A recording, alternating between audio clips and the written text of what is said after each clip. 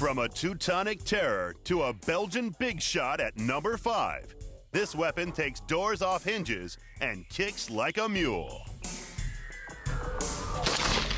FN Fal. Type, semi or fully automatic rifle.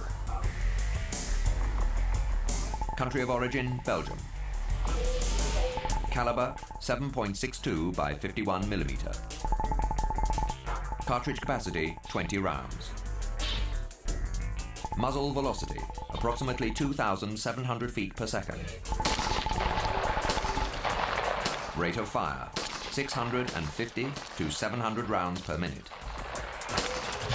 Throughout the period of the 60s, the 70s, and the 80s, the Fal became a symbol, a very cool-looking symbol of Western civilization fighting for freedom in all kinds of cesspits. Perhaps as many 70 countries have adopted it as their main battle rifle or as an alternate rifle, and is often called the right arm of the free world. In the 1940s, Belgian manufacturer Fabrique Nationale developed a new assault rifle. Heavily influenced by the German Sturmgewehr, it was built to chamber an intermediate round. But then fate intervened. NATO announced that all their rifles would fire the larger 7.62 American round. As a result, the design of the rifle was altered. The 7.62 by 51 cartridge almost overpowered the design. And the result is that the Fal has been stretched to its very limits of its design. It's very much like a thoroughbred horse, which has so much muscle that its tendons and its bones are just at the limits of their ability to restrain that kind of power.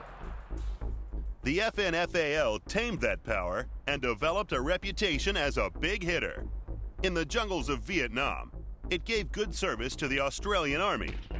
And during the Six-Day War, Israeli troops armed with FNs swept aside the Egyptian army. Everybody thinks the Israelis using the 9mm Uzi as their main weapon, but in the Six-Day War, the Israeli leg infantry doing the hard work in the Sinai, in the West Bank, and on the Golan Heights were equipped with a serious assault rifle with a hard-hitting round, the FN Fal. In 1983, the FN Fal became the arbiter of a unique conflict. Argentine and British troops were fighting over the sovereignty of the Falkland Islands. Both sides were armed with FN Fals.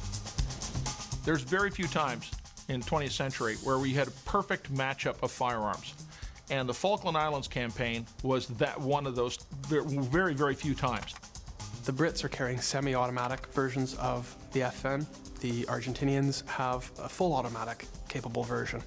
Often the Brits are picking up the fully auto Argentine versions and using them. They like this. They like the full auto capability. All soldiers like full auto capability. But simply, the FN's drawback is it's not good on fully automatic. It is utterly uncontrollable. It is such a big caliber that the weapon just goes all over the place. Up into the sky. Despite its deficiencies, the FAL has proliferated, from the armies of the free world to the war zones of Africa and the Middle East.